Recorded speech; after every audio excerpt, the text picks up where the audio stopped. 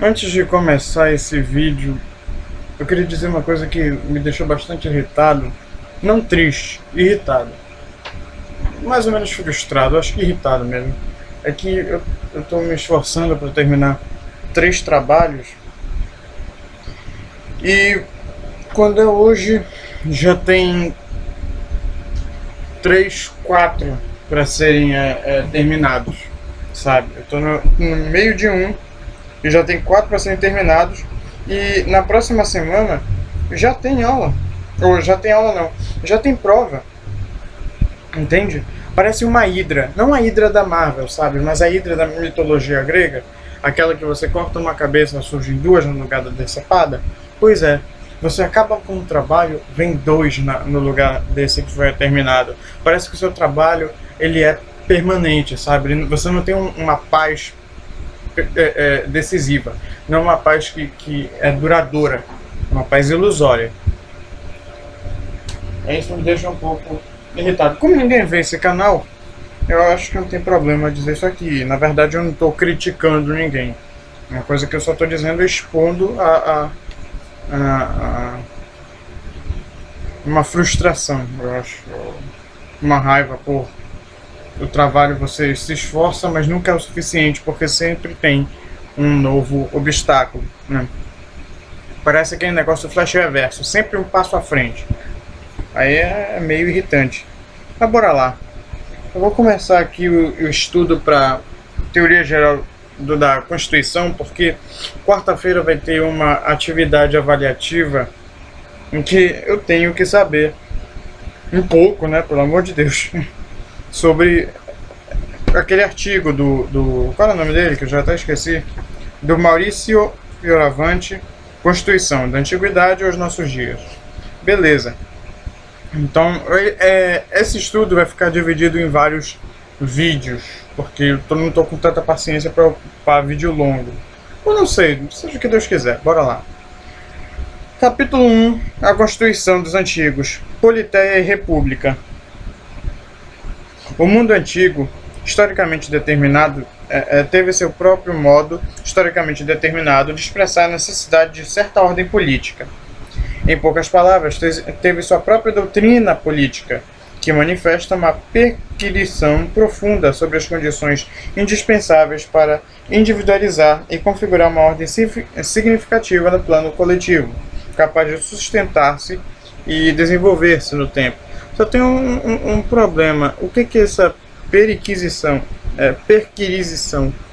Perquisição. Por gentileza, diga aí, Google. Fala pra mim. Ato é feito de perquirir. Puxa vida, hein? Valeu, cara, valeu. Eu não esperava por isso. Ação ou efeito de perquirir. Pelo amor de Deus. Vocês estão de brincadeira, né? Tá, sinônimos. Busca, averiguação. Devassa, indagação, inquirição. Devassos. Do hebraico, malacói. Com licença. Aqui vai ser tratado também o Platão e Aristóteles. O jeito que eles pensam, né? A análise da Grécia Antiga vai vir deles, o que é bem interessante. É um tempo de profunda crise política do mundo clássico grego, caracterizado por profundas discórdias e particularismos locais. Para os que lá viviam, se tratava de um tempo de decadência política provocada, sobretudo, pela transformação da cidade, a polis, de lugar de exercício dos direitos políticos da cidadania, de reconhecimento coletivo, de uma pertença política comum, em um lugar caracterizado preferencialmente pela economia e pelas trocas, de maneira particular, em relação com um cada vez mais contundente tráfico comercial e marítimo. Porque com o passar do tempo, as populações que lá viviam foram tendo contato com outras populações, né? A partir do momento que eles têm uma expansão ultramarítima. Já não me lembro nem mais os termos, mas de qualquer jeito eles se expandiram no mar, entendeu? Foram fazendo buscas, foram encontrando novos povos, e isso consequentemente vai trazer um choque de culturas e ao mesmo tempo uma troca de produtos, né? Isso vai gerar um comércio que vai muito além das populações que viviam na Grécia, né? Viviam, por exemplo, no Peloponeso, ou que viviam na... Qual é o nome da parte que a Atenas vivia? Era Átila. Puxa vida, Peloponeso, a outra não me lembro, mas isso não vem ao caso. O que vem ao caso é se lembrar de que eles ultrapassaram os limites que haviam antes. Conheceram novos povos e agora vão trocar produtos, vão comercializar os produtos que cada um tem e vão trocar informações. Culturas vão colidir e aí você vai perceber algo, um terreno propício. Além da parte de monetização, escrita, a parte da filosofia ela entra nessa parte. A mercantilização da polis, também com frequência de modo violento, produz um crescente conflito entre pobres e ricos, onde os primeiros reivindicam formas cada vez mais amplas de assistência pública e os segundos lutam para impedir que se responda ao problema com medidas radicais, como a confiscação e redistribuição de terras. Né? Você percebe que com esse comércio, essas polis elas vão começar a enriquecer. Né? E o problema desse enriquecimento aí é que vai ser uma hegemonia de uma classe sobre a outra. Entendeu? Como você se lembra, puxa vida, aquilo que aquele comunista maluco falou. Eu tô brincando. Aquele comunista lá. Parei. Aquilo que o Marx falava, poxa, beleza. Vai ter uma hegemonia de uma classe sobre a outra. Os pobres, como sempre, vão sair perdendo. E eles vão reivindicar direitos, né? Vão reivindicar com toda essa riqueza que a polis está passando, os polis estão passando, uma assistência pública. Nada mais justo. Desculpa aí, a voz ficou meio ruim agora. Nada mais justo. Só que a nobreza lá, o pessoal lá, os patrícios, sei lá quem mais, nobreza, patrícia, chega, continuando, os ricos, eles vão buscar de qualquer forma não despender dinheiro para isso, como eles fazem hoje também. Vão tentar alguma coisa para ser daquela maneira, sabe?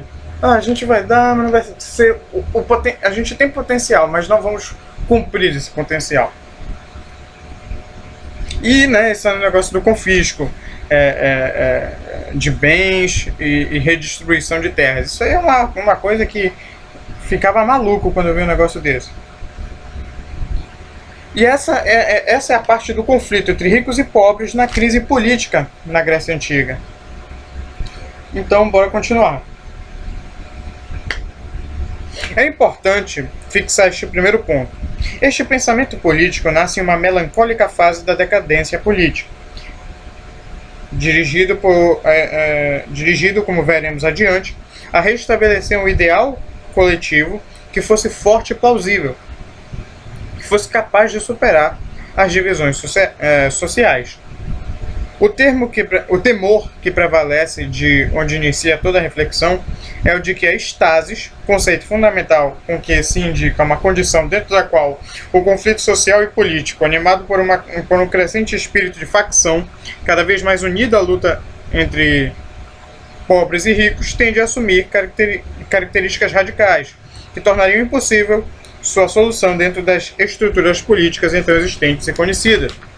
O termo estasis leva à reflexão sobre as formas de organização e sobre as características essenciais daquelas estruturas, com o objetivo de promover reformas e assim adotá-las, de maior capacidade de resposta frente ao conflito, ou seja, isto é, de salvar a unidade da polis. Ao perigo indicado com o conceito-chave de estasis, é preciso contrapor um valor positivo que se expressa através de outro conceito-chave especulativo e oposto, o de eumonia. Não é eudaimonia, tá? É eumonia. A boa ordem da coletividade. Nela se expressa o ideal verdadeiramente forte no mundo clássico de uma resolução pacífica dos conflitos, de uma convivência ordenada e duradoura, e, finalmente, do problema de uma forma de governo adequada para esta finalidade. no caderno, que já foi lido aqui, você tem estasis, é o conceito que o professor dá, é o termo grego que designa uma ausência de equilíbrio. Nesse conflito entre ricos e pobres não há equilíbrio algum, entendeu? Há também o espírito de facção, porque já que os pobres não estão conseguindo convencer os ricos e nem os ricos estão conseguindo satisfazer os pobres, eles vão ver que eles vão ter que se unir entre eles mesmos, né, para resolver essa situação, e parece que eles vão sair na porrada, né? Essa vem a parte da facção entre pobres e ricos. Continuando, onde não é possível a solução num conflito com base nas estruturas políticas existentes. Eumonia significa a boa ordem da coletividade, que objetiva a solução de conflitos da norma pacífica e racional, através da estruturação de uma forma de governo adequada a promover essa boa ordem da polis, da coletividade. E só um adendo, é o processo de mercantilização da polis, esse é o adendo. Nesse processo, esta deixa de ser um lugar para exercício de direitos políticos da cidadania e passa a ser o lugar para exercício da economia, atividades mercantis, comerciais. Beleza. Obviamente, para compreender o significado desta busca de uma forma de governo ideal, ou da melhor forma possível por parte dos antigos, para manter unida e desenvolver a comunidade política, é preciso agora mais do que nunca libertar-se de todo o condicionamento proveniente do constitucionalismo moderno. Com efeito, os modernos formalizaram de maneira extrema a problemática das formas de governo, resolvendo-a finalmente com uma técnica de atribuição de competências, baseada em um pressuposto de que a questão do governo se esgota totalmente no plano das relações entre os poderes públicos. No positivismo novecentista, entre os órgãos do Estado, tomando como distintos e separados das forças sociais do contábil. Isso aí, dane-se, pelo amor de Deus. Na busca dos antigos pela forma de governo, se expressa a necessidade de unidade e de equilíbrio que se refere indivisivelmente à sociedade e aos poderes públicos.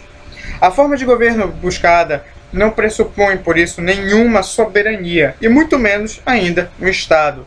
Refere-se simplesmente a um sistema de organização e de um controle dos diversos componentes de uma sociedade historicamente situada, construído para dar eficácia às ações coletivas e para estabelecer, assim, um pacífico reconhecimento da pertença política comum. Voltamos, portanto, a esta aproximação à doutrina política da metade do século... Peraí, só um momento. Metade do século 4, 5, acertou, eu tô brincando, é 4, antes de Cristo. Ao responder às exigências que antes relembramos, e particularmente a busca de uma forma de governo, não se podia prescindir da valoração, ao mesmo tempo histórica e teórica, da forma de governo que cerca de um século antes havia caracterizado profundamente a experiência política grega. Especialmente a ateniense, era certamente, como sabemos, a forma democrática de governo.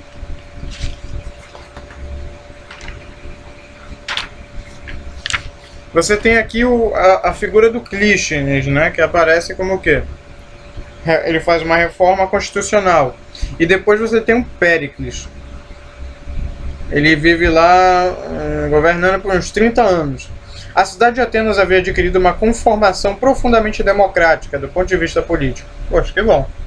Praticamente, esta forma de governo significava primazia absoluta da Assembleia de todos os cidadãos atenienses para decisões de relevância coletiva. Direito de palavra e proposta dentro da Assembleia atribuído a todo cidadão, sem nenhuma discriminação. Discriminação aqui tem um conceito interessante, né? Continuando. A ascensão por sorteio aos cargos públicos e às magistraturas. Você está de brincadeira? Sorteio, vai fazer uma mega cena para saber quem vai ser o funcionário ou juiz. Você tá maluco, né? Você só pode estar cheirando alguma erva esquisita lá do Peloponeso, não sei da onde. Entendeu? Mas isso é loucura. Aquela erva que usaram para matar o Brock no Breaking Bad, pode ser... É uma erva aquilo. Tanto faz. Estão usando uma coisa maluca, porque essa é o que vai ser uma das críticas. Para incorporar, assim, você ser um funcionário público, alguém pertencente à magistratura, você vai fazer um sorteio. Não, cara, não dá. Entende? Você tem até pessoas do povo que são manipuladas nessa Assembleia. Porque a Assembleia é cheia de gente rica, né? Eles podem muito bem manipular os pobres que estão lá, os miseráveis, para concordarem com o que eles vão dizer lá, sabe? Para eles não defenderem os reais interesses da população. Peraí, isso não é muito comum, né? Não é muito familiar? Puxa vida, hein? Tá, continuando aqui.